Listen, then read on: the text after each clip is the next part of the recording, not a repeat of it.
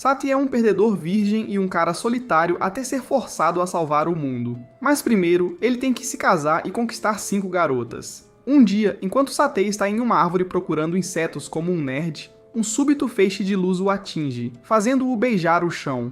Confuso, ele encara o portal brilhante que aparece na sua frente. De lá saem um homem velho e uma garota fofa, deixando Satei se perguntando se são alienígenas. A garota fofa pergunta seu nome e ele se apresenta nervosamente como um virgem de 40 anos. Ela se chama Chain e o avisa para não contar a ninguém sobre o que ele viu. Antes que ele possa processar isso, ela lança um feitiço para apagar sua memória e então se oferece para ser sua filha. Mas desculpem pessoal, quero dizer, amigos. Por alguma razão, isso faz Satei sentir que ele deve protegê-la, e ele sente que essa responsabilidade pode durar muito, muito tempo. 10 anos depois, Satei se vê morando com Chain, que já está assumindo tarefas de esposa sem nunca terem se casado. Uma manhã, ela o acorda para o café da manhã. Surpreso com a refeição bem preparada, ele pergunta como ela conseguiu isso tão cedo. Ela explica animadamente que acordou cedo porque as férias escolares começam naquele dia. Refletindo sobre seus 10 anos de amizade, Satei de repente perde a cabeça quando percebe que seus melões estão crescendo mais. I caught you in 4K. Admirando o quanto ela mudou desde que começou o ensino médio. Chain brinca com ele dizendo que essas são suas novas qualidades que a fizeram se destacar, acrescentando que ela é uma princesa. Confuso, Satei pergunta o que ela quer dizer, já que ela se chama assim há anos. Ela não responde, mas se inclina para ele. Mas isso não é o que vocês estão pensando, pessoal. Ela tira um grão de arroz do rosto dele, comendo-o de um jeito que cada sigma se derrete. Então, o foguete dele está pronto para decolar, e meu foguete está pronto para decolar.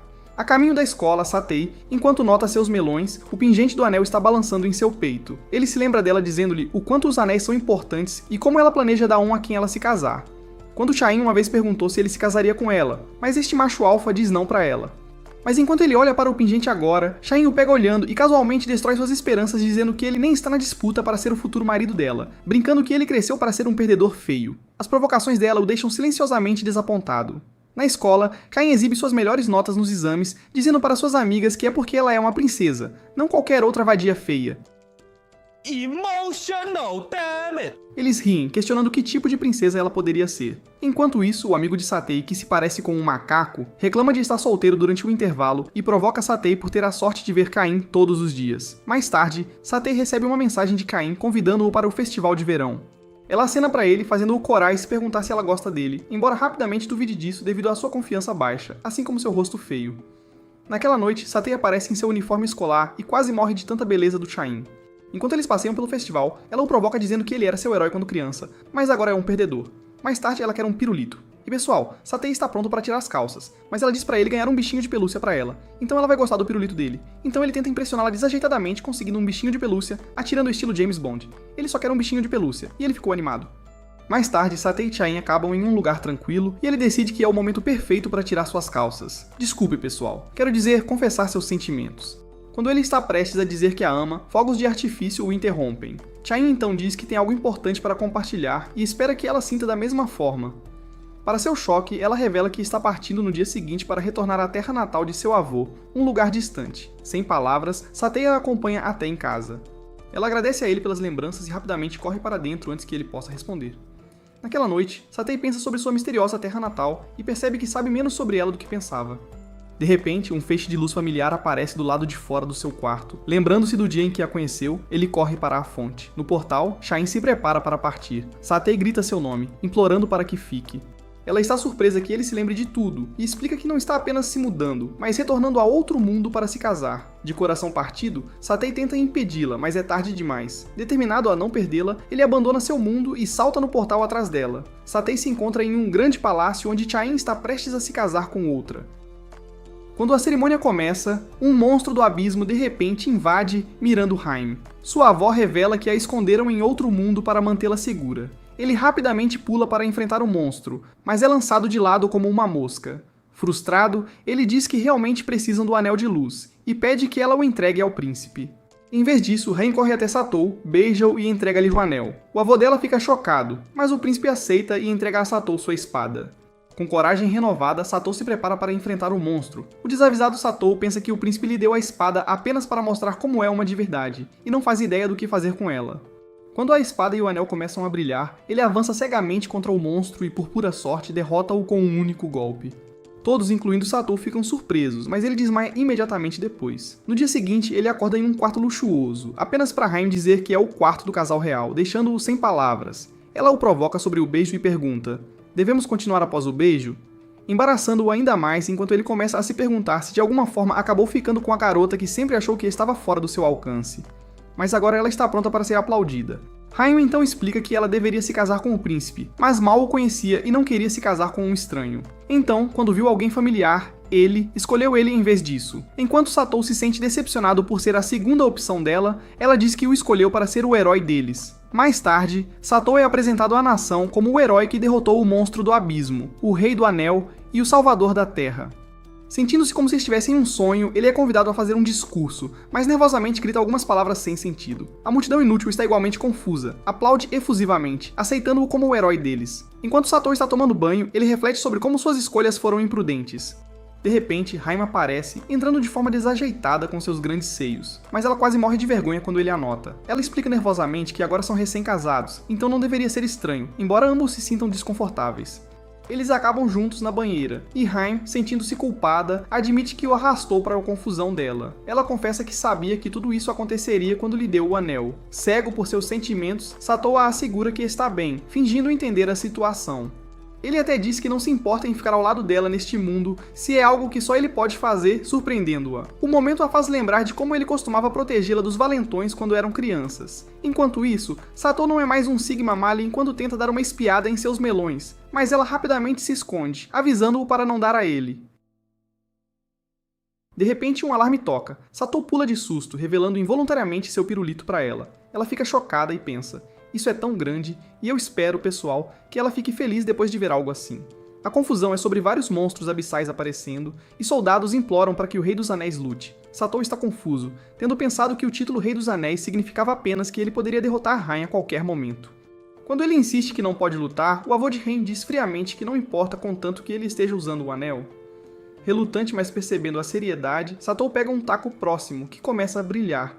Ele diz a Haim que, embora não entenda muito sobre este mundo, fará o que puder porque claramente significa muito para ela. Emocionada, Haim o beija, aumentando sua confiança enquanto ele se prepara para enfrentar os monstros. Enquanto Satou luta contra os monstros do abismo, um bloqueia uma menina e se prepara para atacá-la. Satou aparece de repente e corta a criatura ao meio, surpreendendo a menina, que sai correndo rindo.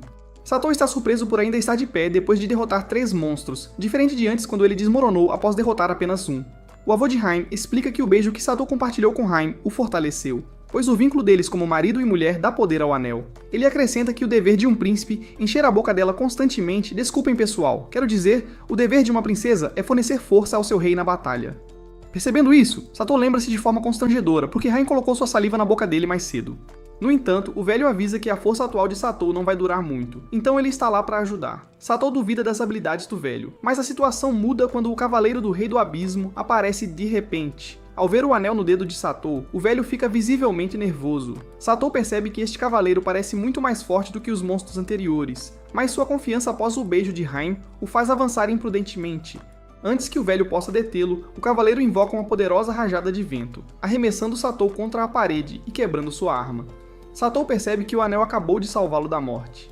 O velho grita para Satou se mexer, e ambos começam a correr, com Satou ainda sem entender o que realmente está acontecendo. Enquanto Satou e o avô de Haim correm, o Cavaleiro do Rei do Abismo, que parecia um buraco negro, convoca 2 monstros para persegui-los. O velho lamenta o quão poderoso o cavaleiro é, dizendo que isso prova o quanto o Abismo teme o Rei do Anel.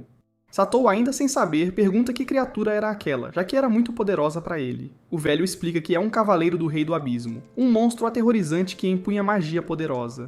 Satou, surpreso ao ouvir sobre magia, resmunga que achava que o beijo de Haim o tornaria forte o suficiente para enfrentá-los. O velho descarta a reclamação, dizendo que eles conversarão sobre isso mais tarde. Do nada, o velho faz um movimento direto de Avatar, a lenda de Aang, levantando uma enorme parede de terra para ganhar tempo. Satou está chocado, mas seu alívio é de curta duração quando o velho percebe que os prendeu com o Sr. Buraco Negro em vez de escapar. Apavorado, o velho murmura sobre estar cercado enquanto Satou se pergunta o que acontecerá em seguida. De repente, o Príncipe Marte aparece, envolvendo o Sr. Buraco Negro em um pano e incendiando-o. Com a ameaça temporariamente neutralizada, Marte diz a Satou e ao velho que uma carruagem está esperando para levá-los para fora do castelo. Satou hesita, preocupado com Haim, mas Mars diz firmemente para ele seguir as ordens e deixá-la com ele. Um tempo depois, Satou e os outros estão em uma carruagem. Esta é a razão pela qual não consigo me concentrar. Diga-me nos comentários se você também não consegue se concentrar. Fugindo do castelo como covardes, o que por enquanto é o movimento mais inteligente se quiserem evitar uma viagem precoce ao submundo. Satou agradece ao príncipe Mars por salvá-los, e o príncipe se apresenta como o segundo príncipe do Império Rensis, um reino vizinho do Reino da Luz. Satou pergunta ao velho se o castelo estará seguro agora. O velho explica que como o abismo está atrás do Rei dos Anéis e seus anéis, os monstros começarão a procurar em outro lugar assim que perceberem que Satou se foi. No entanto, ele adverte que derrotar os monstros de alto escalão do abismo será difícil sem o poder da luz. Ao ouvir isso, Satou diz a ele que significa que ele deve ser o único a agir, lembrando-o de que estão fugindo porque Satou ainda não é forte o suficiente. Chocado, Satou pergunta o que ele quer dizer com poder insuficiente. O velho explica que o anel que Satou possui contém apenas uma pequena parte do verdadeiro poder do Rei dos Anéis. Para desbloquear todo o seu potencial, ele precisará dos outros 4 anéis. Satou, perplexo, pergunta como ele deve obtê-los. O velho revela que os anéis estão nas mãos de 4 outras princesas, e Satou precisará se casar com elas para reivindicar os anéis. Essa revelação deixa Satou surpreso, enquanto o velho brinca que ele está vivendo o sonho máximo, casando-se com 5 princesas. Haim, no entanto, não está visivelmente feliz com isso. Eles eventualmente chegam a uma pousada para passar a noite. Antes de dormir, o velho decide ensinar um pouco de história a Satou. Ele explica que há muito tempo, o mundo quase foi consumido pelo abismo, trazendo desespero e escuridão a inúmeras nações. O Rei dos Anéis original criou 5 anéis imbuídos com magia, luz, fogo, vento, terra e água para lutar contra o abismo. Após uma longa e brutal batalha, ele derrotou com sucesso e selou o Rei do Abismo. Depois, o velho explica que o original Rei do Anel casou-se com 5 princesas, e os 5 anéis foram passados por suas nações como símbolos de seu vínculo. Infelizmente, o Rei do Abismo foi revivido e está recuperando poder. Agora é dever do atual Rei do Anel obter os anéis das 5 princesas e usar sua força combinada para selar o abismo mais uma vez. Mais tarde naquela noite, Satou e Haim estão no mesmo quarto, ambos estranhamente envergonhados com o novo arranjo. De repente, Satou sente uma dor aguda de seus ferimentos anteriores. Haim corre para o lado dele, e ao ver os ferimentos, sente-se culpada e se culpa por escolhê-lo como o Rei do Anel. Sentindo-se sobrecarregada, ela sai correndo da sala. Satou rapidamente a segue, mas perde ela de vista. Enquanto ele procura, encontra o príncipe Marte e pergunta se ele a viu. Marte diz que ela acabou de passar e, entendendo a situação, diz a Satou que ser o Rei do Anel é uma grande responsabilidade e que o peso dessa responsabilidade às vezes pode parecer esmagador. Satou tenta disfarçar o peso de ser o Rei do Anel, fingindo que está bem, mas o príncipe Mars percebe. Mars agradece por ter assumido a responsabilidade, surpreendendo Satou. Ele admite que está aliviado por ter evitado o dever e elogia Satou por deixar seu mundo para seguir a mulher que ama. Satou, sem palavras, ouve enquanto Mars o direciona para onde está Chain. Satou corre para encontrá-la, e ao vê-la, confessa seu amor, revelando que veio para este mundo porque queria estar com ela.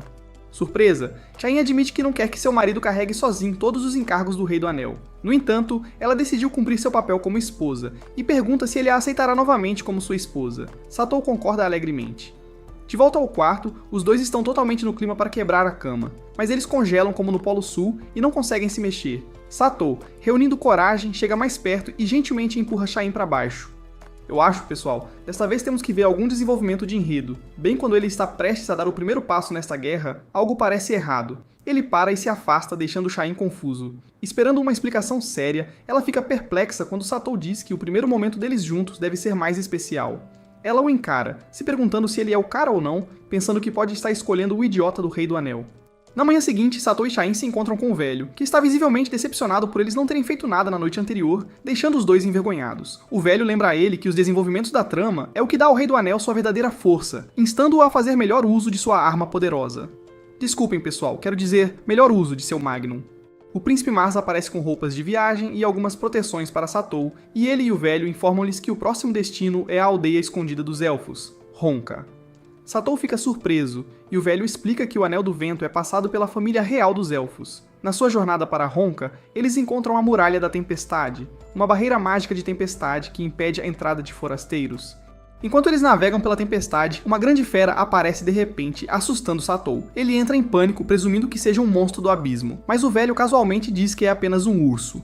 Sentindo-se mais corajoso, Satou se aproxima para acariciar o urso, mas o urso imediatamente os persegue. Enquanto fogem, eles chegam a um ponto onde suas únicas opções são atravessar a Tempest Wall para a aldeia dos elfos, ou deixar o urso pegá-los. Quando o urso está prestes a atacar, um grupo de elfos aparece e os salva. Os elfos perguntam por que eles vieram à aldeia, e Satou orgulhosamente declara que é o Rei dos Anéis, e está lá para encontrar a princesa elfa. Desculpem, pessoal, ele quer dizer que veio para conhecê-la. Surpreendidos, os elfos admitem que ouviram rumores sobre o retorno do Rei do Anel e concordam em levá-los até ela. No entanto, eles se preparam discretamente para o caso das coisas não correrem tão bem quanto o esperado. O grupo é levado para a nação dos elfos e vai direto ao palácio para encontrar a princesa dos elfos. A princesa, que está ocupada com 39 outras pessoas em seu quarto, quero dizer, pessoal, insegura sobre sua aparência, se esconde de forma desajeitada quando Satou chega. Tentando aliviar a tensão, Satou declara ousadamente que ele é o herói de outro mundo, surpreendendo-a. Envergonhada, ela pergunta nervosamente se ele e Rain se beijaram desde que se casaram. Acho que, pessoal, essa garota quer seu pirulito. Oprimida pela ideia de trocar saliva, ela corre para dentro para vomitar, deixando todos se perguntando que tipo de princesa é essa. E pessoal, o que vocês acham dessa princesa? De repente, um elfo mais velho e intimidador sai das sombras. Ele se apresenta como Jade, o filho mais velho do antigo Rei das Asas, e o irmão mais velho da princesa tímida, Nefritas. Ele avisa que obter o Anel do Vento dela não será fácil. Quando Satou pergunta quem ele é, Jade confirma sua identidade, e ao perceber que Satou é o Rei do Anel, ordena que seus soldados o detenham. Satou é levado para uma cela, deixando os outros como hóspedes do governo. Confuso, Satou se pergunta o que fez de errado. Jade o visita na cela e explica que a irmã dele é extremamente delicada e tímida. Satou concorda, dizendo que ela parecia bastante imatura, o que irrita Jade, que a defende com raiva. Ele a chama de anjo e explica que sua timidez vem do fato de raramente sair do palácio, ou mesmo de sua nação. Ele revela que Nefritas tem apenas 54 anos, muito jovem para se casar pelos padrões élficos, chocando Satou. Jade insiste que Satou deve esperar pacientemente para ela crescer, estimando que levará cerca de 80 anos. Satou, horrorizado, grita que estará morto até lá, mas Jade friamente ignora seus protestos, mostrando nenhuma preocupação com a vida útil humana de Satou. Quando Jade sai da prisão, um de seus atendentes pergunta se ele está certo de sua decisão. Jade responde friamente que não se importa com o Rei do Abismo, afirmando que a nação está protegida enquanto o muro tempestuoso estiver de pé. Ele acrescenta que a única coisa que realmente importa é proteger o Anel do Vento, que alimenta a muralha e garante sua segurança. 3 dias depois, Satou ainda está preso, percebendo que isso não é uma piada. Enquanto reflete sobre sua situação, uma mulher misteriosa e atraente aparece de repente em sua cela, chocando-o. Antes que ele possa reagir, ela o imobiliza, dizendo que quer uma carona. Mas antes disso, ela pergunta por que ele está tão decidido a reunir os 5 anéis. Satou aperta os punhos e responde que tudo o que ele quer é viver uma vida de casado feliz com Rime, o que a diverte. Ela ri, chamando-o de esquisito, e zomba dele por querer usar o imenso poder dos anéis para apenas uma mulher. A mulher então abre uma porta escondida e o incentiva a segui-la, deixando Satou impressionado. Quando ele pergunta por que ela está ajudando, ela explica que é responsável por supervisionar o futuro de Honka, e acredita que ele é o único capaz de enfrentar o Rei do Abismo. Ela também revela que Jade sabe disso, mas o aprisionou de qualquer forma para priorizar a Muralha Tempestade. Satou a segue até o Templo do Vento, onde o Anel do Vento é mantido. Ao ver a estátua segurando o anel, Satou fica impressionado. A mulher explica que este é o Regalia do Vento, um dos anéis de poder. Ela acrescenta que Nefrit deveria tê-lo herdado, chocando Satou. Sobrecarregado, ele imediatamente considera deixar um protesto por justiça para Nefrits para garantir que ela reivindique sua herança legítima. Enquanto Satou e o ancião examinam o Templo do Vento, eles de repente veem alguém cambaleando para dentro do templo, fazendo com que eles se escondam rapidamente. Para sua surpresa, a figura é Nefrites. Ela se ajoelha diante das estátuas de seus pais e promete nunca deixar a nação para seguir o Rei do Anel. Satou, achando isso ridículo, murmura que rezar para estátuas não faz sentido e diz que essa mulher está mesmo louca. O ancião o corrige, explicando que aquelas não são apenas estátuas, eles são os pais petrificados dela. Mesmo após a morte, eles usam o poder do Anel do Vento para manter a muralha tempestuosa protetora ao redor da nação. Chocado, Satou ofega, fazendo acidentalmente um barulho que revela seu esconderijo. Em pânico, ele começa a imitar sons de pássaros para disfarçar. Mas o ancião imediatamente o chama de cabeça de... lembrando-o de que não há pássaros no Templo do Vento. Nefritis os nota e os confronta. Satou, em um esforço final, revela-se como o Rei do Anel, fazendo-a desmaiar no local. Ouvindo a comoção, um guarda do lado de fora fica preocupado e pergunta o que está acontecendo com a princesa. O ancião rapidamente diz a Satou que é hora de partir e instrui-o a levar Nefrites junto, chocando-o. Relutantemente, Satou a carrega enquanto eles fogem do templo. Pouco depois de saírem, um guarda excepcionalmente feio entra no templo e percebe que Nefrites está desaparecida. Alarmado, ele corre para informar Jade, que imediatamente fica preocupado e começa a procurar por sua irmã. O ancião leva Satou e a inconsciente Nefrites para uma sala escondida. Enquanto Nefrites ainda está desmaiada, a anciã diz a Satu que, embora a princesa elfa pareça tímida, ela é mais forte do que aparenta. Ela aconselha ele a ser um pouco assertivo em convencê-la a desistir do anel, pois ela pode precisar de um empurrão. O ancião então o deixa sozinho com Nefrites. Satu, sem saber o que fazer, simplesmente se senta desajeitadamente até que Nefrites recupere a consciência. No momento em que ela o vê, ela entra em pânico, fica assustada e vomita novamente devido à pura ansiedade. Enquanto isso, Jade visita a cela de Satu, mas a encontra vazia. Percebendo a fuga de Satu, ele imediatamente assume que o Rei do Anel está por trás do desaparecimento de sua irmã. Furioso, ele se prepara para agir quando o ancião aparece e informa que o Rei do Anel fugiu com a donzela do Anel do Vento. Jade fica horrorizado, temendo que sua irmã não diga mais que o ama. O ancião repreende severamente Jade, apontando que suas ações nunca foram no melhor interesse de Nefrites. Jade concorda relutantemente, admitindo que o Anel do Vento permanece com seus pais petrificados, mantendo a nação segura. Ele argumenta que Nefrites não precisa herdar o anel. Ainda determinada a retomar o controle, Jade declara que vai mandar revistar os aposentos de Nefrites imediatamente. Enquanto isso, Satu e Nefrites estão flertando, fazendo perguntas aleatórias um ao outro. Ela pergunta sobre o mundo dele e ele diz que é pacífico, não o lugar assustador que ela havia imaginado. Curiosa, ela pergunta se há elfos no mundo dele. Ele responde, não, e pergunta se ela está interessada no mundo dele. Ela admite que está, mas diz que tem medo de deixar o palácio. Em vez disso, ela lê livros que o ancião traz, o que a permite imaginar como é o mundo exterior. Ao ouvir isso, Satu compartilha que ele se sente da mesma forma, de certa forma. Ele não veio a este mundo por causa de poderes especiais ou destino. Ele veio porque não queria se separar da mulher que ama. Ele a encoraja, dizendo que dar um salto de fé foi melhor do que esperava. Isso empolga Nefrites, e ela animadamente mostra a ele grandes canhões, embaraçando-o com seus canhões. Satu então pergunta por que ela nunca saiu do palácio se está tão interessada no mundo exterior. Ela fica em silêncio por um momento, claramente desconfortável. Quando está prestes a responder, a voz de Jade a interrompe do lado de fora, chamando por ela. Satu rapidamente veste uma camisa e a tranquiliza dizendo que não a forçará a casar com ele apenas para coletar os anéis. Ele diz que ela é livre para fazer suas próprias escolhas. Alguns momentos depois, eles saem, apenas para serem confrontados por Jade, que imediatamente perde a paciência ao vê-los juntos. Nefrites defende Satu, dizendo que ele não é o tipo de homem que eles pensam que ele é, mas Jade a ignora. Ele a lembra das promessas que fizeram aos pais deles, pressionando-a a se submeter a ele. Sobrecarregado, Nefrites cede, para grande frustração de Satu, enquanto Jade começa a listar as ofensas de Satu com fúria crescente. O ancião de repente intervém, assumindo a responsabilidade por tudo o que aconteceu.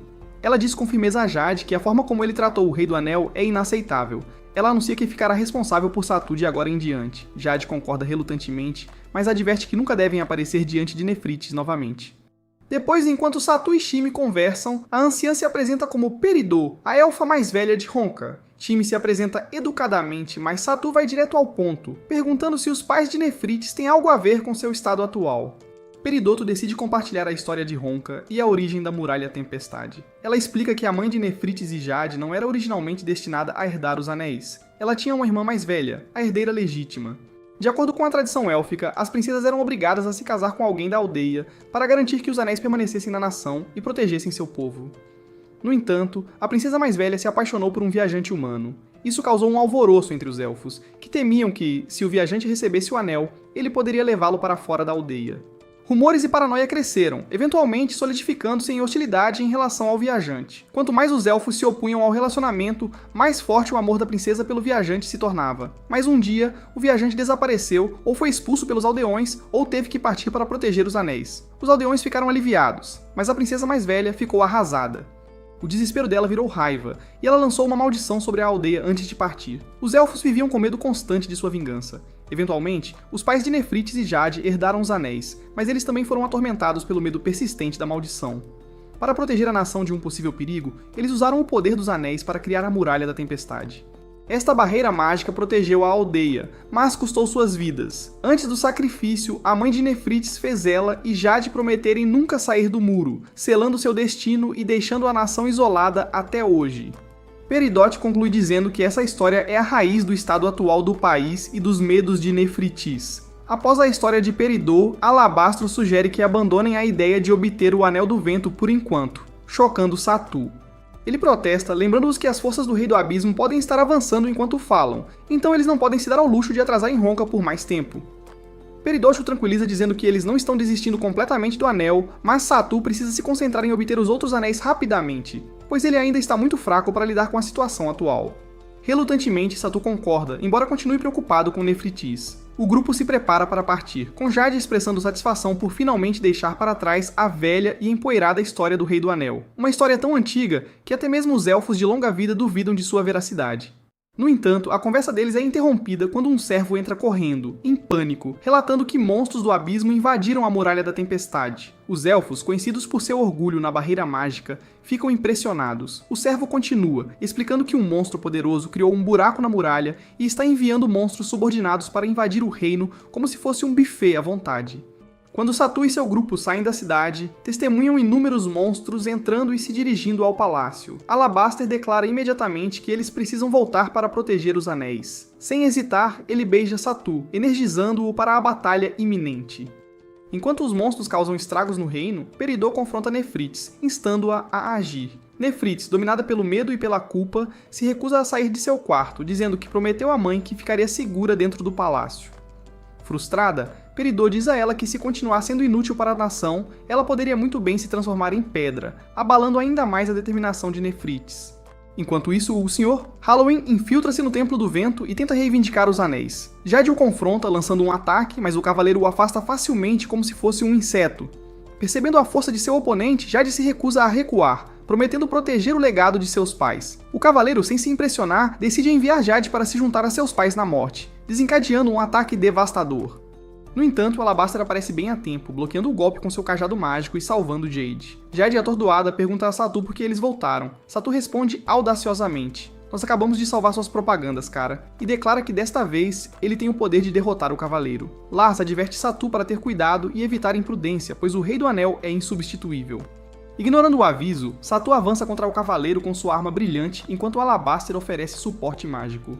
Apesar de seus esforços combinados, o cavaleiro se mostra extremamente poderoso, desviando os ataques deles com facilidade. Zombando de Satu, o cavaleiro o chama de tolo fraco que pensa que pode vencer com discursos motivacionais vazios. Observando a batalha, Jade admite sombriamente que eles são muito fracos para enfrentar toda a magia do cavaleiro e estão travando uma batalha sem esperança, sem chance de vitória. No entanto, diz a Jade que Satu já sabe que as probabilidades estão contra ele, mas ele ainda luta para proteger Nefrites. Inspirado pela determinação de Satu, Jade se levanta, declarando que ele também protegerá sua irmã porque esse é o propósito pelo qual ele viveu desde que juraram o compromisso aos seus pais. Enquanto isso, Satu leva outro golpe devastador do cavaleiro. Derrubado e sentindo-se envergonhado, ele murmura para si mesmo que pensou que se sairia melhor desta vez.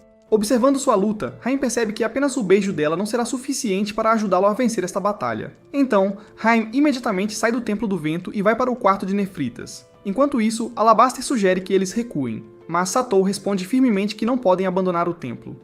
Eles devem parar o monstro de pegar os Anéis de Vento. Peridot corre para o templo para relatar que Haim foi convocar Nefritas, chocando Satu. Ela explica que Haim está fazendo isso por preocupação com ele. Peridot então enfrenta o Cavaleiro do Abismo, que estava pacientemente esperando eles terminarem de falar.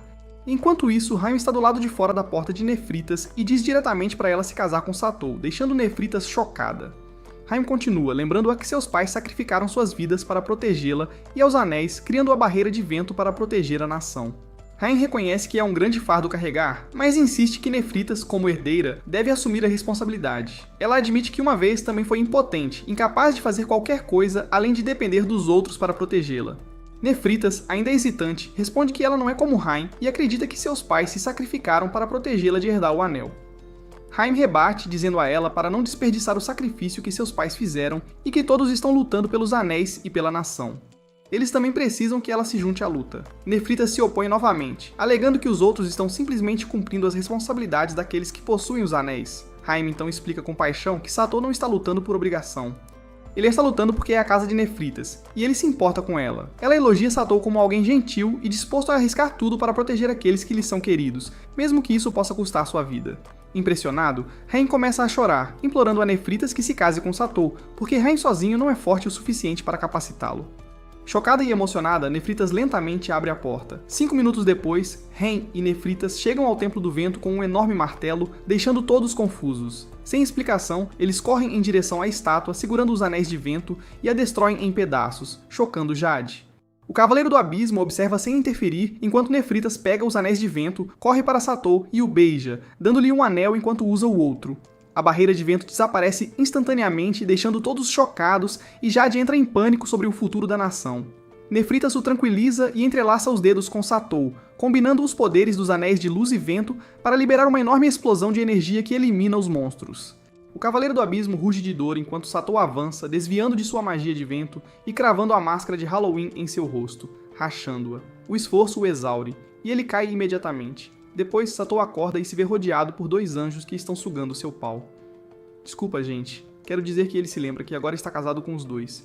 Então, ele diz a eles, vamos fazer um ménage à trois, mas Satou é mais azarado que vocês. Então, um estranho entra para agradecê-lo por salvar Honka, deixando-o confuso. Alabaster revela que essa é a princesa Esmeralda, a irmã mais velha da antiga rainha de Honka, que fugiu depois de lançar uma maldição no reino. Chocado, Satou pergunta o que ela está fazendo lá, e Peridot explica que foi Esmeralda quem estava por trás da máscara de Halloween, o que o choca ainda mais. Peridot revela que Esmeralda foi corrompida por um anel sombrio manipulado pelo Rei do Abismo, o que levou às suas ações. Satou, ainda processando tudo, pergunta se eles sabem algo concreto sobre o Rei do Abismo. Peridot explica que após a lendária batalha com o Rei do Anel, o Rei do Abismo perdeu seu corpo e teve sua alma selada em Vanna. Alabaster acrescenta que, embora ninguém o tenha visto, seus lacaios continuam a atacar, e seus anéis negros dão origem aos Cavaleiros do Abismo. Determinado a seguir em frente, Satou tenta se levantar e começar a trabalhar para obter os anéis restantes, mas está fraco demais para ficar de pé. Peridot lembra a ele que poderia ter morrido se fosse um rei normal sem o poder dos 2 anéis, que ele só conseguiu obter com a ajuda das 2 princesas, surpreendendo-o. Nefrites imediatamente sugere que eles relaxem e continuem seu ménage no banho termal do palácio para ajudá-lo a se recuperar mais rápido. Depois disso, enquanto eles tomam banho, Nefrites timidamente pergunta a Haim como pode agir como uma esposa adequada. Haim responde provocativamente, dando a ele um bom boquete. De repente, Peridot aparece com sua presença sempre imponente e exige que eles façam uma demonstração para ela avaliar suas habilidades de boquete, deixando Satou e as princesas quase de outro mundo. Tentando reunir coragem, Nefrites se aproxima de Satou, pretendendo iniciar algum desenvolvimento. No entanto, Satou, sobrecarregado e corando intensamente, a interrompe, afirmando que não quer que eles se sintam pressionados a fazer algo para o qual não estão preparados. Mais tarde naquela noite, Esmeralda encontra Alabaster e pergunta se ele sabe algo sobre seu amante há muito perdido. Ele lhe dá um pingente que pertencia a ele, explicando que seu amante foi embora porque não suportava vê-la ser ostracizada por estar com ele. No dia seguinte, Satou e sua equipe, junto com Nefrites, partem para o próximo reino. Enquanto isso, Esmeralda ouve o nome Alabaster em uma conversa com Peridot e percebe que o sábio viajando com eles é seu amante há muito perdido. Mais tarde, Haim encontra Satou e Nefrites em uma posição que eu não sei, pessoal. Me digam nos comentários. Aparentemente prestes a balançar a cama e grita de decepção, afirmando que deveria estar no lugar de Nefrites. Ela acorda de repente em uma floresta, percebendo que tudo foi apenas um sonho. Ela vê Satou servindo comida para Nefrites e se senta, esperando que ele a sirva também, mas fica chocada quando ele lhe diz para se servir. Enquanto isso, Marty pergunta a Alabaster para qual nação do Anel eles estão indo em seguida, e ele responde que eles planejam ir para a Terra da Água, a nação dos Dragonfolk, o que deixa Marty animado. Nefrites queima a boca com comida quente e Satou imediatamente cuida dela, deixando Haim com ciúmes ao notar o quão próximos eles se tornaram. Irritada, ela sai furiosa, mas Satou rapidamente corre atrás dela. De repente, eles ouvem um som estranho e se viram para ver um prédio se materializar diante deles. Enquanto Satou tenta entender, ele percebe que não é apenas um prédio, é uma cidade inteira em movimento, deixando-o em choque. Alabaster, no entanto, fica animado e comenta que nunca pensou que eles encontrariam isso aqui, confundindo os outros. Ele explica que esta é a Terra do Fogo, lar de cavaleiros errantes e pessoas-gato, chocando ainda mais Satou, que não pode acreditar que essa cidade em movimento é na verdade uma nação. Alabaster então declara que, apesar dos planos anteriores, eles devem aproveitar a oportunidade para recuperar o Anel de Fogo da Princesa da Nação, sugerindo que o País da Água pode esperar. Esta decisão visivelmente desagrada Marty e Satou percebe, o que o faz se perguntar por que Marty está tão ansioso para visitar a Terra da Água. Satou pergunta como eles devem embarcar na cidade em movimento e Alabaster imediatamente chama, pedindo permissão para entrar a bordo. Uma longa e estreita escada é jogada para baixo, mas Nefrites, ao ver a altura, fica assustada e sugere voltar. Satou a tranquiliza como o perfeito cavalheiro que é e se oferece para ajudá-la a subir a escada. Enquanto começam a subir, Satou, posicionado atrás de Haim, acaba acidentalmente apreciando a vista, algo que não se pode assistir aqui. Ao embarcar na cidade em movimento, Nefrites fica maravilhada com a visão das pessoas agitadas e da cultura vibrante, exatamente como seus livros haviam descrito a Terra do Fogo. Alabaster explica que o povo dos gatos perdeu sua terra natal durante a era do primeiro Rei do Anel. Então eles construíram sua capital sobre rodas, criando uma nação viajante. Ele acrescenta que eles se tornaram os cavaleiros mais poderosos do mundo, transformando a cidade móvel no mercado itinerante mais seguro, onde os viajantes podem encontrar todos os tipos de mercadorias sempre que ela passa. Ele então sugere começar solicitando uma audiência com a donzela do Anel de Fogo, mas rapidamente percebe que Nefrites e Haim se foram. As duas meninas, hipnotizadas pelas vistas, se afastam, achando que Satou e os outros estão seguindo elas. Quando percebem que se separaram do grupo, Nefrites entra em pânico, sem saber o que fazer, mas Haim tenta acalmá-la. Uma simpática garota gato percebe seu desconforto e oferece ajuda, direcionando-os para a arena, o ponto de referência mais proeminente da cidade, onde será mais fácil se reunir com seus amigos. Enquanto isso, Satou, preocupado com suas duas esposas estarem desaparecidas antes mesmo de ele ter se reunido com elas, começa a entrar em pânico. Alabaster garante a ele que a cidade é incrivelmente segura, e insiste que há apenas um lugar lógico para onde as garotas poderiam ter ido. Enquanto continuam a busca, Satou percebe algumas garotas gato fofas olhando para o grupo delas e começa a questionar se o lugar é realmente tão seguro. Mars explica que os Cat People valorizam a força acima de tudo, fazendo Satou supor que as garotas estão admirando sua suposta força. No entanto, sua confiança é abalada quando as garotas gatos se aproximam de Mars, comentando sobre sua postura firme e convidando-o para chá e possivelmente mais. Mars modestamente diz a eles que Satou é na verdade mais forte, mas as garotas gato riem, assumindo que ele está brincando e elogiando seu senso de humor, prejudicando ainda mais o ego de Satou. Mars, impassível, pergunta às garotas como conhecer a princesa do país, chocando-as enquanto interpretam sua pergunta como uma tentativa de cortejo em potencial, deixando Satou confuso com a reação delas. Enquanto isso, Nefrites e Shime se divertem explorando a cidade e aproveitando a atmosfera animada enquanto esperam Satou e os outros chegarem à arena. Nefrites diz a Shime que vê ela e Satou como sendo parecidos, o que a surpreende. Ela explica que a bondade deles faz com que ela sinta como se estivesse sendo cuidada por seus pais sempre que está com eles. Shime, chocada, imediatamente descarta isso como ridículo, apontando que Nefrites é velha o suficiente para ser sua avó. Constrangida, Nefrites pede desculpas por monopolizar a atenção de Satou sem querer, reconhecendo que isso deve ter deixado Shime com ciúmes. Shime tenta negar, mas Nefrites insiste, deixando-a ainda mais embaraçada enquanto admite timidamente que é verdade. Nefrites então diz que isso prova que Kimi realmente ama Satou, ao contrário dela, que sente que seus sentimentos ainda não são tão fortes, embora ela o admire profundamente. A conversa deles é interrompida quando um homem feio é derrubado diante deles, revelando que a Princesa do Fogo o derrotou em uma luta. Satou, Mars e Alabaster chegam à arena, onde descobrem que a Princesa do Fogo está desafiando e derrotando pretendentes que desejam cortejá-la. Satou assiste em choque enquanto a princesa derrota implacavelmente outro homem, percebendo que está em sérios apuros. A princesa nota os anéis de Satou e imediatamente o identifica como o Rei dos Anéis, declarando que se ele quiser se casar com ela, deve provar que é mais forte que ela. Ainda processando suas palavras, Satou hesita, mas a princesa avança contra ele e o derruba com 2 golpes rápidos. Satou fica no chão, atordoado, enquanto a princesa expressa sua decepção, chamando-o de fraco e duvidando de sua capacidade de lutar contra os monstros do abismo. Ela diz a ele para voltar outro dia se quiser desafiá-la novamente. No dia seguinte, Satou começa a treinar com Mars, que repetidamente expõe o quanto ele é fraco. Depois de mais uma rodada de treino, Mars sugere uma pausa, e enquanto comem, um garçom falante explica que o marido da Princesa do Fogo deve ser forte o suficiente para vencê-la em uma luta. Ele acrescenta que nenhum dos homens em sua nação, ele incluso, conseguiu atender aos padrões dela, e é por isso que ela começou a procurar pretendentes de todo o mundo. Ao ouvir isso, Satou se pergunta se ele tem alguma chance de derrotá-la. Alabaster imediatamente diz para ele não ter essa ideia com suas habilidades atuais de espada. Frustrado, Satou pergunta por que ele está treinando se não tem chance alguma. Alabaster lembra a ele dos anéis em sua mão, chocando Satou. Ele questiona se usar magia é justo, e o garçom falante responde que magia é tanto parte da força de um lutador quanto o poder físico. Alabaster elabora, dizendo que a magia dos anéis está em outro nível, e se Satou puder usá-la de forma eficaz, ele pode ter uma chance real de vencer. Mais tarde, Satou assiste a Princesa do Fogo derrotar outro desafiante com um único golpe, afundando ainda mais no desespero à medida que sua confiança despenca. Ele se senta sozinho, refletindo sobre sua situação patética, até que Kimi aparece para confortá-lo, descansando sua cabeça logo abaixo do peito dela para motivá-lo. Pouco depois, ele é convocado para o treinamento mágico com Alabaster. Após a sessão de treinamento, Satou vai ao spa para uma esfoliação. Enquanto aguarda sua vez, ele conversa com Mars, que compartilha histórias sobre seu império. Satou pergunta se Mars acha que ele poderia ter lidado com a Princesa do Fogo se ele fosse o Rei do Anel. Mars o surpreende ao admitir que ele também não é forte o suficiente para derrotá-la em uma luta 1 contra 1. Enquanto conversam, uma garota se aproxima e pergunta se eles gostariam de um esfoliante. Satou, pensando que ele poderia ter sorte, Mas pessoal, eu já disse que ela é mais azarada que vocês, apenas para ficar horrorizado quando o A-Hulk o agarra para esfregar. Depois de suportar uma esfregaçada forçada, Satou fica surpreso ao ver a Princesa do Fogo, Granart, entrar no spa. Ela se aproxima dele confiantemente, puxando seus seios para o jogo e pede para ele esfregá-la. Satou, nervoso e quase tendo um ataque, gagueja que nunca tocou em uma mulher antes.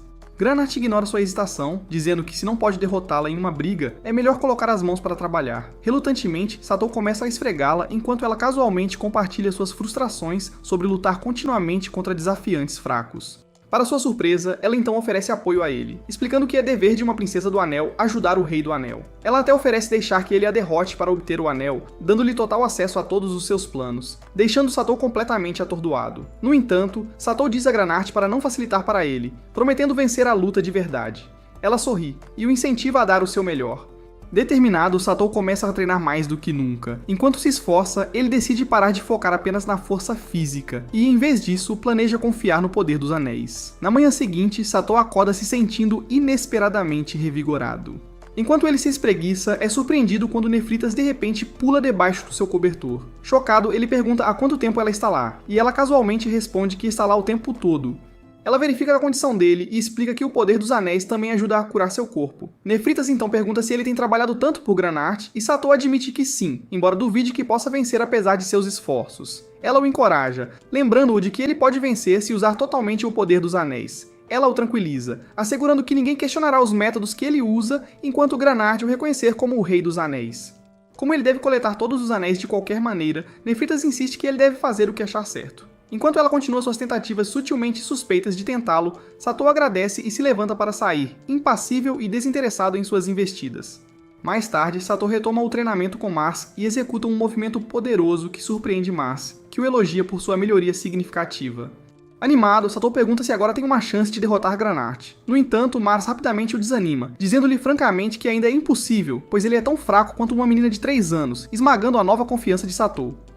Mars explica a Satou que seu movimento anterior não funcionará a menos que ele consiga se adaptar ao estilo de luta imprevisível de seu oponente.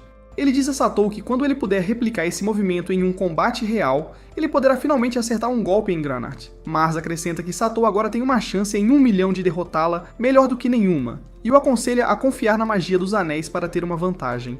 Satou, no entanto, insiste teimosamente em ser visto como um verdadeiro Sigma Mali em vez de alguém que depende de muletas mágicas. Enquanto isso, Time, assistindo de longe, ouve algumas garotas gato fofocando sobre como Granart parece gostar de Satou, e até ofereceu seu corpo a ele. Chocada, Kimi mais tarde percebe que estavam se referindo ao momento em que Granart deixou Satou esfregar suas costas. Mas a ideia de ele tocar o corpo de Granart a deixa em um frenesi envergonhado. Ela começa a imaginar ele agarrando suas curvas e fica atrapalhada, mas por fim, decide que pode ter que parar de tentar manter Satou só pra ela. No dia seguinte, Satou desafia novamente Granart e a multidão aplaude enquanto eles se preparam para lutar. No entanto, Kimi não está animada, sabendo que vencer pode significar que terá que compartilhar seu homem com outra mulher que tem mais bolos do que ela. Quando a luta começa, um cavaleiro derrotado se afasta da arena, lamentando sua perda e oportunidade perdida de se tornar rei. Seu destino muda quando ele tropeça em um anel negro e ominoso, que o hipnotiza.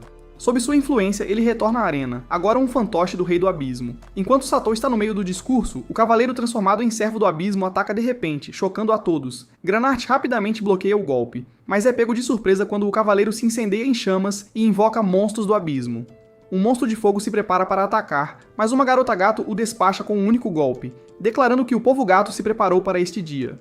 Granart ordena que o distrito seja separado do restante da cidade em movimento, garantindo que nenhum monstro possa escapar. Enquanto todos evacuam a arena, Granart pega sua espada, animada para enfrentar um verdadeiro desafio em vez dos fracos com quem ela vinha lutando. Ela avança contra o cavaleiro e acerta um golpe, mas sua espada derrete ao contato, surpreendendo-a. Satou tenta ajudar invocando magia do vento para apagar as chamas, mas o ataque rebate e o lança contra a parede. Frustrado, ele admite que ainda não entende completamente a magia do anel. Granart diz para ele deixar a luta para ela, mas ele pergunta como ela planeja vencer quando sua espada nem conseguiu arranhar o cavaleiro antes. Indiferente, Granart insiste que, como descendente dos guerreiros que lutaram ao lado do antigo Rei do Anel, é seu dever protegê-lo, não importa o quão desamparado ele pareça. Suas palavras envergonham Satou, mas reacendem sua determinação. Satou sugere um plano arriscado para atrair o cavaleiro mais perto e focar inteiramente em extinguir suas chamas. Granart hesita, mas concorda depois que Satou insiste que ele precisa provar que não é tão fraco quanto todos pensam. Chamando o cavaleiro, Satou o atrai para mais perto com os anéis. Quando ataca, ele ativa a magia do vento em potência máxima, extinguindo com sucesso as chamas. Granart aproveita o momento e desfere um golpe brutal, enfraquecendo o cavaleiro. Satu então ativa seu sabre de luz e avança, desferindo um golpe final que remove o anel preto da mão do cavaleiro, libertando-o do controle do Rei do Abismo. Granart, impressionada, admite que subestimou ele e, apesar de sua falta de força, o reconhece como seu marido, chocando Satu. Satu, não querendo aceitar o reconhecimento de Granart por pena, rejeita sua oferta e a desafia para outra luta. À medida que a partida começa, Granart avança sobre ele com uma velocidade incrível, tornando difícil para ele reagir. Haim, frustrado, acha que Satu é tolo por recusar o anel quando Granart estava disposto a dá-lo. No entanto, Nefritis a encoraja a torcer por ele, expressando sua crença de que Satu está lutando por ela, surpreendendo Haim. Granart insta Satu a usar o poder dos anéis, mas ele recusa, afirmando que a magia dos anéis é uma força emprestada das princesas, não dele mesmo. Ele explica que mesmo se vencer usando os anéis, ainda se sentiria indigno diante de sua amada. Ele declara que quer lutar para parecer legal para sua esposa mais feia, chocando Haim, que instantaneamente o anima prometendo alto deixá-lo derrotar o melhor BJ que você já viu antes, se ele vencer. Este comentário inesperado choca a todos, mas Satu, sempre o idiota culto, sorri e assume sua postura de luta. De repente, Satu se encontra em outro reino e ouve uma voz estranha, que ele identifica como uma dos anéis falando com ele. A voz oferece ajuda lendo o próximo movimento de Granart e instrui Satu a focar inteiramente em sua orientação para reagir mais rapidamente. Satu hesita, pensando que ainda está confiando em um poder externo, mas a voz o assegura que isso não é uma força emprestada, mas uma oportunidade que ele conquistou através de sua determinação.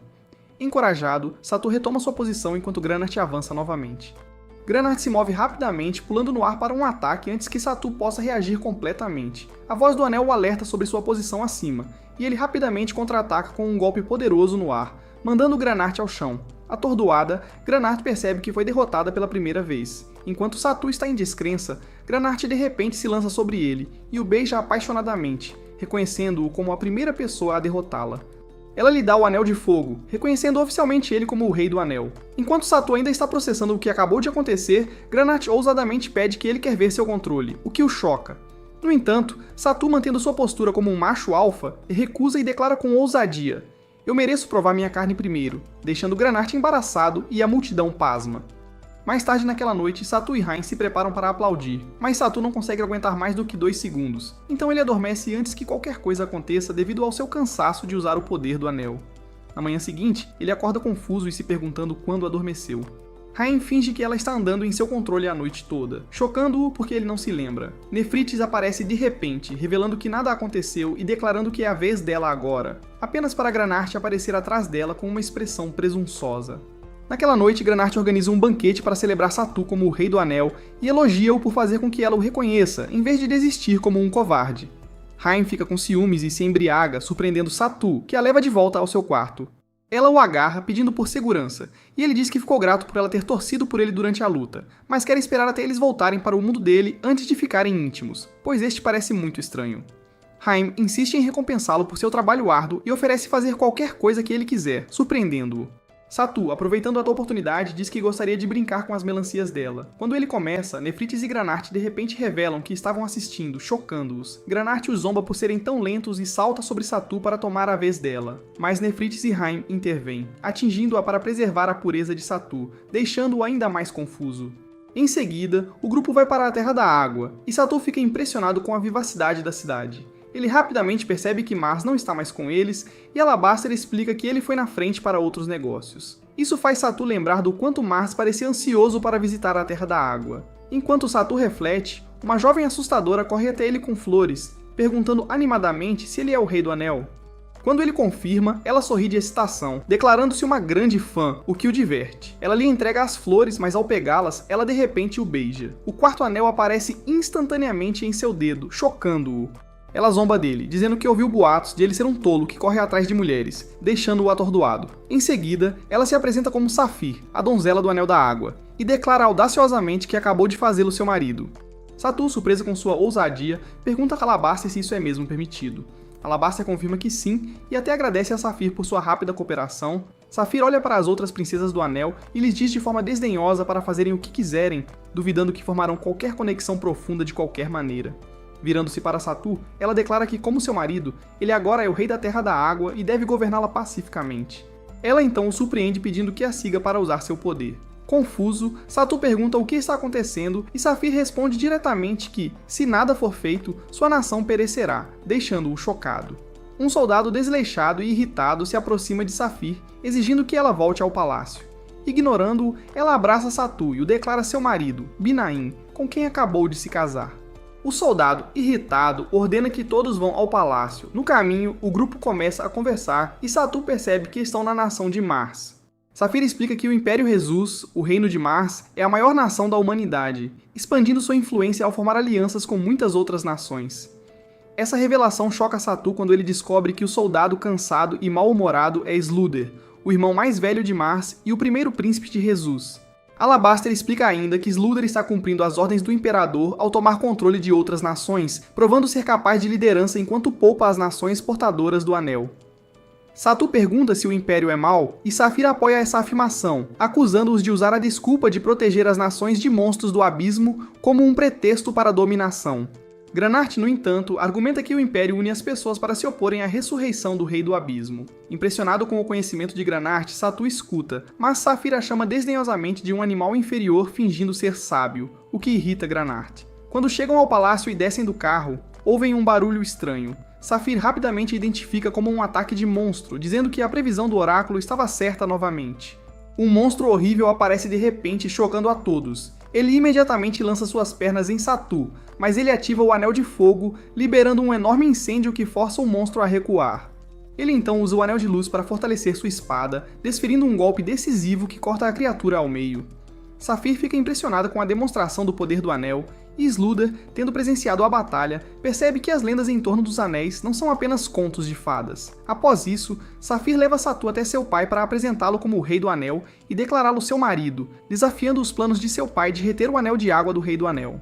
Sluder a alerta para parar de agir como uma tola, apontando que um exército de monstros já está se aproximando da nação. O pai de Safir de repente começa a chorar como uma criança, lamentando que sua filha entregou o anel ao Rei do Anel, exatamente como o oráculo previu. Ele dramaticamente afirma que este ato condenou a nação a um desastre ainda maior. Agindo de forma cada vez mais histérica, ele declara que o Rei do Anel nunca deveria ter vindo, levando o oráculo a escoltá-lo para longe antes que ele se envergonhe ainda mais. Satu, confusa, pergunta a Safir se a mulher estranha é sua mãe, o que a irrita. Ela explica que a mulher é a oráculo do palácio, que influenciou tanto seu pai que ele se tornou o tolo que agora vem, muito distante do rei sábio que ele era. Enquanto caminham pelo palácio, eles encontram uma mulher zangada acusando Safir de quebrar o juramento de cumprir o dever de princesa do anel. Safir se desculpa e a apresenta como Safira, sua irmã gêmea, chocando Satu. Safira imediatamente critica Safir por se casar com um homem tão pouco atraente como Satu, prejudicando profundamente sua confiança. Granart intervém, reconhecendo a vitória de Satu sobre ela, mas questionando sua confiabilidade como guerreiro, o que o desanima ainda mais. Nefrit dá o golpe final ao dizer que não pode comentar sobre sua aparência porque, como elfa, ela não entende a estética humana. Safir tranquiliza sua irmã dizendo que ela não precisa mais se casar com o Rei do Anel, então ela não deve se preocupar com a aparência dele. Nesse momento, Mars avança chamando por Safira. Ele a lembra da promessa que fez a ela há muito tempo, mas Safira o interrompe, dizendo que não quer ouvir sua voz e sai furiosa. Safir zomba de Mars, chamando-o de inútil e fazendo-o se sentir péssimo. Apesar disso, ele rapidamente segue Safira. Satu, surpreso com a cena, percebe que é por isso que Mars estava tão ansioso para visitar a Terra da Água. Safir confirma que Mars e Safira haviam jurado seu amor um pelo outro, e começa a contar sua história. Há muito tempo, o Império Razes procurava expandir-se além de seus territórios humanos e invadiu a Terra da Água. Quando eles falharam em conquistá-lo pela força, eles recorreram à diplomacia, enviando Mars para viver entre o povo. Mars e Safira se tornaram próximos durante o tempo dele lá. E apesar de ter sido encarregado de espionar a Terra, Mars abandonou sua missão por amor a ela. Quando Mars foi convocado de volta ao Império, prometeu a Safira que voltaria para ela. Meses depois, ele enviou uma carta a ela explicando que estava sendo ordenado a se tornar o Rei do Anel pelo Imperador, e planejava usar essa posição para se reunir com ela. No entanto, Mars acabou abandonando seu papel como o Rei do Anel, confiando a responsabilidade a um estranho que apareceu de outro mundo. De volta ao presente, Mars encontra-se com Safira e confessa que seus sentimentos por ela mudaram, embora ele ainda se importe muito com ela. Safira pergunta friamente por que ele não se tornou o Rei do Anel como prometido, e Mars admite que não se sentiu digno. Ao ouvir isso, ela diz que não o entende mais e se afasta, deixando-o devastado de joelhos. Voltando à história, não muito tempo depois de Mars ter abandonado o papel de Rei do Anel, o Oráculo apareceu. Inicialmente descartada como uma fraude, suas previsões começaram a se concretizar, especialmente quando ajudaram a afastar monstros. Sua precisão ganhou a confiança do rei, e ele a colocou ao seu lado, embora isso eventualmente o tenha transformado em uma sombra do que era antes. Satu, desconfiada do oráculo, pergunta a Saphir se ela acredita que o Império a enviou. Saphir concorda que pode haver uma conexão e promete expô-la. Enquanto isso, o oráculo, furioso por ter sido enganado por Saphir, ordena que assassinos eliminem o Rei do Anel e roubem os anéis dele. À meia-noite, os assassinos se infiltram no alojamento de Satu, apenas para encontrá-lo vivendo como Dan Bilzerian. No entanto, eles rapidamente notam algo estranho. A garota gato está desaparecida. Ela aparece de repente atrás deles e rapidamente incapacita o grupo, demonstrando que eles não são habilidosos o suficiente para o trabalho. Enquanto inspeciona seus corpos inconscientes, Granat fica surpresa ao descobrir que eles são humanos. Antes que ela possa agir mais, um dos assassinos detona uma bomba de gás, permitindo que eles escapem. Granat começa a se perguntar se esses assassinos são realmente servos do Imperador. No dia seguinte, enquanto Satu e sua equipe se dirigem a uma área de banho de sol, um assassino tenta disparar uma flecha contra ele. Alabaster rapidamente a intercepta com sua magia, evitando qualquer dano. Mais tarde na praia, Satu e Nefritas se divertem brincando na água enquanto Granat começa a agir de forma suspeita, tentando seduzir Satu com sua dança. Mas ele diz firmemente a ela que há uma ordem de como ele a satisfaz. Haim percebe a situação de longe e corre até lá, declarando que ela deveria ser a primeira. Enquanto isso, Nefritas diz casualmente a Satu que não se importa se ela é a primeira ou a última, contanto que ela receba uma parte dele. Saphir, desgostosa com as brincadeiras deles, chama todos de idiotas por agirem de forma tão imatura e sugere uma competição de natação para decidir quem vai primeiro. Granat, no entanto, recusa, admitindo que tem medo de água. Enquanto as outras garotas continuam brigando, Saphir aconselha Satu a ficar vigilante e não baixar a guarda, avisando que o oráculo ainda não desistiu. Mais tarde, Satu conversa com Mars e pergunta por que ele desistiu do papel de Rei do Anel, especialmente quando isso significava abrir mão da chance de se casar com Saphira. Mars admite que o fardo era muito grande para ele, mas Satu não está convencida, dizendo que casar-se com Saphira deveria ter sido motivação suficiente. Mars então revela que não suportava deixar suas ambições atrapalharem a felicidade de Haim, quando viu o quanto ela estava feliz por se reunir com quem realmente amava. Suas palavras chocam Satu, fazendo-o perceber a profundidade do sacrifício de Mars. Mais tarde naquela noite, Mars encontra seu irmão, Sluder, pedindo-lhe para reconsiderar seus planos contra a Terra da Água. Sluder o descarta, elogiando Mars por ganhar a confiança do Rei do Anel e instruindo-o a continuar relatando ao Império.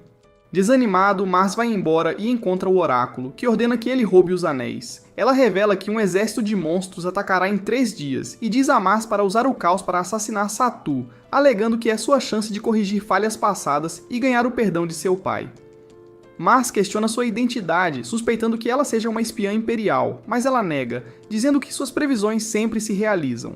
Ela o manipula ainda mais, insistindo que Satu é uma estrangeira inadequada para este mundo, e que Mars era o legítimo Rei do Anel. Ela lhe dá uma espada antiga que pode anular magia, e garante que isso o tornará imparável. Mars passa a noite refletindo sobre a decepção de seu pai por ser rotulado como um fracasso. Ele se depara com Saphira tomando banho ao ar livre e admira sua beleza, mas ela foge, envergonhada por sua presença. Sentindo-se ainda mais derrotado, Mars segura a espada. Quando sua gema brilha, ele fica hipnotizado, endurecendo seu coração. Ele decide seguir as ordens do oráculo, acreditando ser seu único caminho a seguir. 2 dias depois, no salão do palácio, Sluder informa ao exército dizendo a Satu que seus poderes não serão necessários ainda para evitar a descoordenação. Sentindo-se inútil, Satu espera do lado de fora, onde Haim o beija para dar sorte, deixando-o envergonhado. Granat se junta, alegando que é seu direito como esposa, enquanto Nefritas timidamente lhe dá um selinho, fazendo Haim ficar com ciúmes. Saphir, irritado, os chama de imaturos, mas Alabaster os defende, dizendo que seus laços fortalecem o poder do Rei do Anel. Enquanto isso, Mars fica conflituoso, dividido entre suas ordens e suas emoções. No campo de batalha, soldados lutam contra monstros sob o comando de Sluder, mas um monstro gigante é avistado em direção ao palácio. Sluder se recusa a desviar as tropas, insistindo que o palácio dará conta. No palácio, o monstro aparece, e as mulheres recuam para dentro, deixando Satu, Alabaster e Mars para enfrentá-lo. De repente, Mars ataca Satu, mas Alabaster o salva a tempo. Satu tenta argumentar com Mars, que revela seu dever de levar os anéis para o Império. Alabaster avisa que Mars está sendo controlado, mas Satu se recusa a reagir, ainda tentando convencê-lo. Quando Satu tenta usar a magia do anel, Mars a desvia com uma espada de distorção. O Anel aconselha Satu a usar um poder esmagador para destruir Mars, mas Satou se recusa, não querendo matá-lo. Observando a hesitação de Mars, Satou percebe que Mars está se contendo, dando-lhe esperança de que ainda pode alcançá-lo. Dentro do palácio, as princesas do Anel correm para ver Mars lutando contra Satou. Mars desfere um golpe leve, revelando que está se controlando. Satou o chama de gentil e se recusa a lutar, encorajando-o a se juntar à missão do Rei do Anel. Os anéis guiam Satou para destruir a gema na espada de Mars, libertando-o da influência do oráculo. Enfurecido, o oráculo convoca um monstro gigante que captura Saphira. Mars propõe a ela, em desafio, distraindo o oráculo tempo suficiente para Satou libertar Saphira. Saphira ativa o Anel da Água, se transformando em um membro do povo dragão e derrota o monstro. Derrotado, o oráculo desaparece. De volta ao palácio, o rei rejuvenescido agradece a todos e aprova o casamento de Mars e Saphira, deixando Haim com ciúmes. Sluder retorna ao Império, prometendo descobrir as ligações do oráculo com os monstros. Enquanto isso, o oráculo se encontra com o Imperador, que rejeita o seu controle e declara a dominação da humanidade sobre deuses e monstros. No palácio, Satou fica impressionado enquanto as princesas do Anel disputam sua atenção. Saphir, irritada, brinca sobre usar seu brinquedo de rosa, mas Nefrites os lembra de seu vínculo com Satou, deixando todos em competição constrangedora, cercado pelas princesas do Anel. No entanto, percebendo que não pode atender às expectativas de 4 mulheres em uma noite, ele tenta se safar dizendo que Haim é a única mulher para ele. Nefrites aceita humildemente ser uma lembrança como uma verdadeira rainha. Granart concorda contanto que receba sua parte da atenção, e Saphir diz que está bem desde que ele a trate como uma máquina de perfuração. Sobrecarregado pelo entusiasmo delas, percebendo sua frustração, Granart começa a chorar e a culpá-lo por negligenciá-las. Mas quando isso falha, ela corajosamente salta sobre ele, esquecendo todas as noções de consentimento. Satou de repente ouve uma voz misteriosa zombando dele por hesitar enquanto vive os sonhos de alguém como você. Ele exige saber a identidade da voz, mas antes de obter uma resposta, ele acorda e se vê ainda cercado pelas princesas. Olhando para Haim dormindo ao seu lado, Satou teme que ela possa deixá-lo por um rapper do SoundCloud se ele não a tratar bem. Ele a acorda e sugere que saiam para variar. Haim, surpresa, ouve enquanto Satou explica como eles estão presos no palácio e deveriam fazer isso nos arbustos. Antes que Haim possa responder, Nefrites se oferece ansiosamente, mas Satou a rejeita, dizendo-lhe para se contentar com seu travesseiro de corpo, deixando-a de coração partido. Saphira intervém, insistindo que Satou fique em casa para recuperar suas forças como o Rei dos Anéis. Finalmente, Granart intervém, dizendo a Nefrites para deixar Haim e Satou terem seu tempo, e prometendo mostrar a ela o poder de 2 dedos e uma língua mais tarde. Com a situação resolvida, Haim vai se refrescar. Satou pede dinheiro a Alabaster, levando o velho a provocá-lo sobre estar pronto para aventuras. Irritado, Satou diz para ele parar de soar como seu tio culto. Quando Alabaster entrega o dinheiro, Haim entra, parecendo tão desabrigado como sempre. Alabaster brinca novamente sobre como este mundo não é o Japão e as pessoas têm bebê cedo aqui. Ignorando ele, Satou e Haim saem para o encontro apenas para serem seguidos de perto por Granart, Nefrites e Saphir, que estão determinados a não deixar Haim monopolizá-lo. Granart declara que, como comunista, a carne de Satou deve ser compartilhada igualmente. Durante o encontro, os cidadãos locais tratam Satou como uma celebridade. Alguns estão impressionados e outros intrigados com seu apelo. Haim observa que parece mais uma reunião do que um encontro, mas não se importa, desde que Satou esteja feliz. Enquanto comem em um restaurante, Haim admira o entusiasmo de Satou pela comida, imaginando secretamente o rosto dele como sua almofada.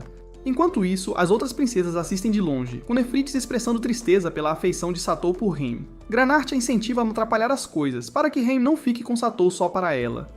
Após o jantar, Satou e Haim caminham até um lago conhecido como um local romântico. Observando casais se beijando, Satou debate se deve tomar uma atitude, mas seus nervos o dominam. Ele diz a Haim que ele não pode ser indecente em público por respeito à sua educação, desapontando as princesas que os espiavam. Percebendo que não verão nada picante, as princesas saem frustradas. Quando o encontro termina, Satou leva Haim a uma colina para apreciar a vista. Haim sorri e diz a ele que ele ainda é seu herói, mesmo que ele não faça vídeos provocantes. Satou então admite que queria esse encontro porque sentiu que eles não haviam feito coisas normais de casal. Haim agradece, mas insiste que é injusto com as outras princesas que estão esperando por sua atenção. Frustrada, Satou declara que ela é a número 1 dele.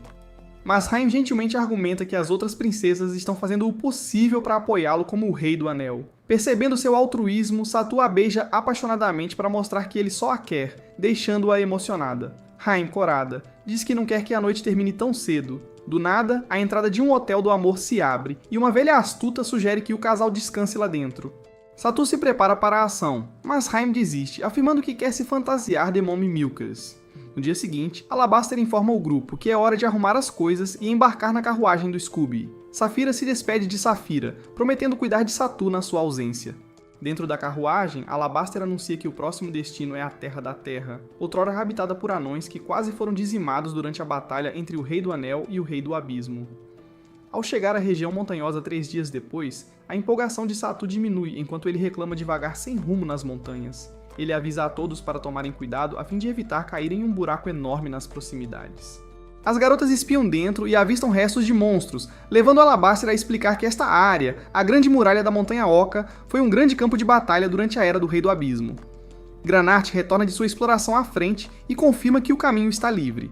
Satu sugere confiantemente usar transformações de dragão para derrotar quaisquer monstros que encontrarem, mas Safira retruca, explicando como isso é exaustivo. Percebendo sua ignorância sobre o esforço necessário, Safira repreende o grupo por sua falta de treinamento. Marte sugere que descansem pelo dia, reconhecendo sua falta coletiva de inteligência. Enquanto estão no acampamento, Satu se senta com Alabastro e pergunta brincando se ele é realmente um sábio ou apenas um homem assustador com uma van de doces. Ele confessa sentir-se como um intruso na dinâmica poliamorosa, não valorizado e sem propósito. Alabaster sabiamente lhe lembra que o mundo é vasto e nem todos irão depender dele. Interpretando mal isso, Satu declara que os anéis são inúteis. Alabaster, voltando atrás, alerta sobre o poder imensurável do Rei do Abismo e a necessidade dos anéis para combatê-lo.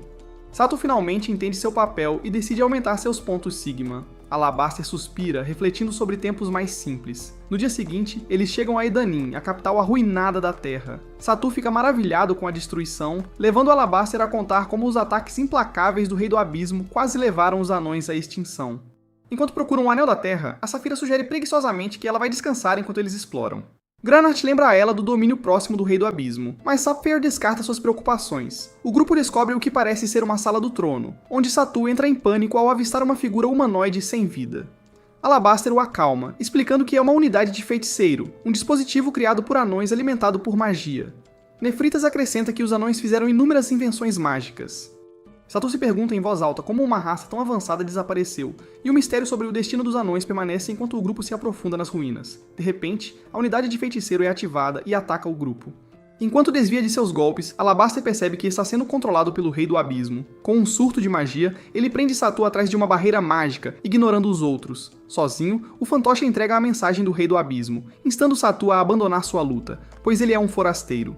Satu declara sua lealdade a Haim e ao mundo dela, prometendo protegê-lo. Alabaster quebra a barreira, permitindo que Haim beije Satu e aumente sua magia, que ele usa para derrotar o feiticeiro. Depois, Nefritas se pergunta se os anões os odiavam.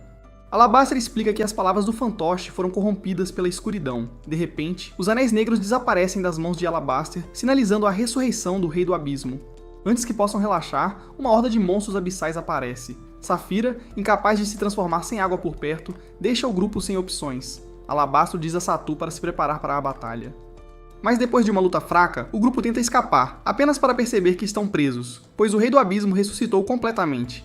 Alabaster, desanimado, diz a Satu que eles precisam de todos os 5 anéis para acessar todo o poder do Rei dos Anéis. Satu tenta motivá-lo, mas Alabaster avisa que o Rei do Abismo não os deixará ter sucesso facilmente. Abrindo um portal, Alabaster ordena a Satu que leve as princesas para um lugar seguro. Apesar dos apelos de Satu, Alabaster fica para trás para fechar o portal, dizendo a Satu para deixar as princesas viverem de forma independente.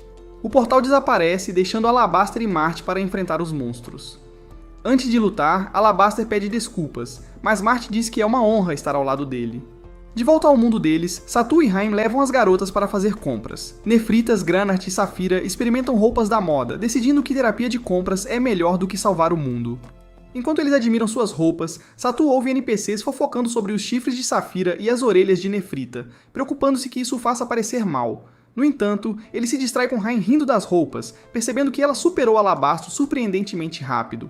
Mais tarde, em um restaurante, Safira sugere encontrar uma maneira de voltar para o mundo deles. Granart propõe procurar áreas mais próximas da realidade deles. Apesar de procurarem o dia todo, eles não encontram pistas. Depois de tomarem banho, as garotas voltam para os seus quartos, deixando Haim e Satu a sós. Satu pergunta quais tipos de sabores você compra. Mais tarde, Granart explica que quando voltou, encontrou uma carta de Alabaster em seu quarto. A nota detalhava como ele havia deixado para ela uma casa e dinheiro para o caso de as coisas não saírem como planejado. Enquanto Haim chora no ombro de Satu, ele se pergunta desajeitadamente quando seria apropriado pedir a ela algo inapropriado. No dia seguinte, Satu e Haim voltaram para a escola. Os amigos de Satu perguntam o que ele tem feito. Mas como ele não pode exatamente contar sobre sua nova vida cheia de bolos, ele ri nervosamente para evitar a pergunta. Com o tempo, as princesas se ajustam à sua nova casa. Nefritas estuda o mundo de Satu. Granarte se relaciona com gatos enquanto planeja dominar o mundo. E Saphir, na maioria das vezes, mantém-se reservada. No entanto, Satu é consumida pela culpa e frequentemente visita o local onde o portal as deixou. Um dia, Reimo segue até a floresta e pergunta por que ele continua indo lá. Frustrado, Satu admite que teme que as princesas possam cair em desespero devido à saudade de casa. Reimo relembra-o do desejo de Alabaster para que ele dê uma boa vida a elas. Irritado, Satu a afasta, tentado a dizer: "Você não pode transformar uma prostituta em esposa." Mas antes que ele possa, uma luz ofuscante os interrompe. A porta do santuário se abre e uma garota de aparência estranha aparece, apresentando-se como a protetora do Anel da Terra, Amber Adanon. Quando ela vê as loucuras de Haim pressionadas contra Satu, ela se vira para sair, mas Satu a impede, exigindo uma explicação.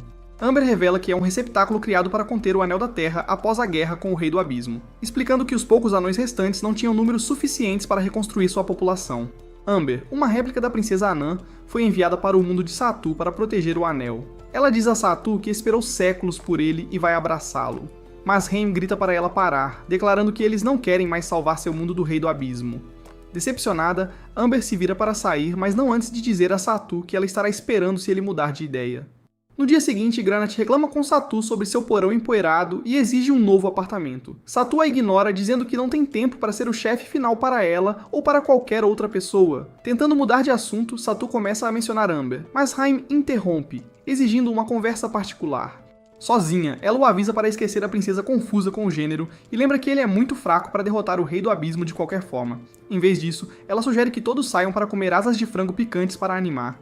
Mais tarde, Satu dá um passeio e encontra Amber, que revela que ela estava se passando por tia Karen para se misturar. Enquanto caminham, Amber para em uma barraca de frutas e compartilha como a família do vendedor de frutas cuidou de seu santuário por anos. Naquela noite, Amber vai direto ao ponto e diz a Satu que pode teleportá-lo de volta para Arnice.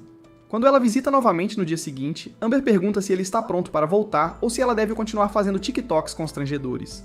Satu admite que está incerto porque Haim não acredita nele. Amber, despreocupada, elogia Amantes e assegura-lhe que o poder dos anéis é absoluto, prometendo cuidar dele independentemente da sua escolha. Determinado, Satu finalmente decide voltar para Arnice. Após alguma ação de língua com Amber para selar o contrato, ele recebe o Anel da Terra e volta para casa. Mas Satu declara sua decisão de voltar para Arnice. Haim se opõe, dizendo que quer ficar neste mundo e começar uma família. Frustrado, Satu pergunta se ser uma princesa do Anel não significa nada para ela. Ele a convence a assumir a responsabilidade de salvar Arnice juntos. Impressionada, Haim sugere que eles comemorem, mas Amber interrompe, lembrando-os de que não é hora para distrações. Granat entra carregando Nefritas e Saphir, revelando que já sabia sobre os planos deles. Haim pede desculpas por mantê-la no escuro, mas Granat não se importa, dizendo que eles têm problemas maiores. Com isso, o grupo se teletransporta de volta para Arnice, pousando nas ruínas do Palácio de Adanon. Amber olha ao redor em desespero para o que um dia foi sua casa. Granat avisa a todos para ficarem alertas, pois ela sente cheiro de sangue. Usando sua luz embutida, Amber ilumina a área, revelando milhares de corpos, monstros e humanos. Granat observa solenemente que ninguém foi deixado para enterrar os mortos, deixando Satu e os outros se perguntando se Arnice já está além da salvação. As orelhas de Granat se mexem, e ela de repente corre em direção a uma colina. O grupo a segue, descobrindo um batalhão de soldados imperiais lutando contra monstros negros enormes. Aliviado por ver sobreviventes, Satu se prepara para a ação enquanto seus anéis começam a brilhar. Do outro lado do campo de batalha, o Rei do Abismo usa seus anéis negros para destruir os soldados. Amber aconselha Satu a fazer um ataque furtivo para obter vantagem. Impulsionado pela chamada preocupada de Haim, Satu entra na batalha, desencadeando poderosos ataques em anel para enfraquecer as forças do Rei do Abismo. Depois de limpar o campo, Satu enfrenta o Rei do Abismo 1 a 1. Quando o confronto começa, os anéis se unem em um poderoso artefato único, irradiando imenso poder. Com essa nova força, Satu aniquila as monstruosas criações do Rei do Abismo. No entanto, após se esforçar, Satu desaba, ofegante. De longe, as princesas dos anéis perguntam a Granart se ele venceu. A expressão sombria dela diz o contrário, chocando a todos, incluindo a voz dos anéis, que tinha certeza da vitória de Satu. O Rei do Abismo zomba de Satu como um fantoche ignorante. Granart, recusando-se a ficar parado, lidera as princesas na proteção de Satu.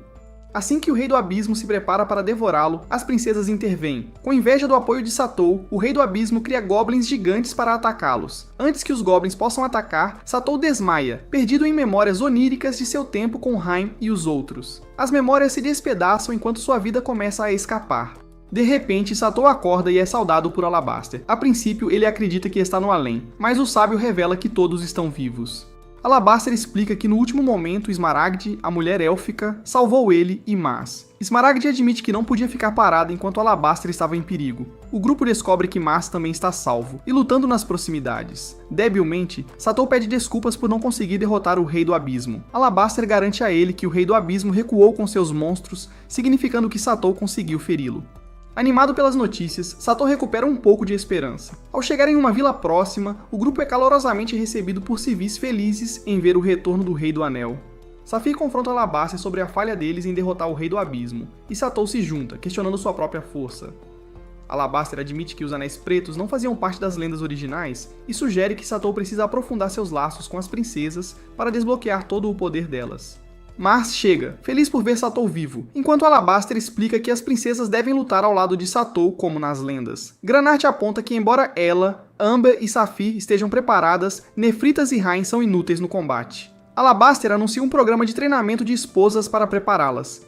No dia seguinte, Alabaster apresenta seu novo treinador, Morian, sua irmã mais nova, que chega pronta para colocar as princesas em forma.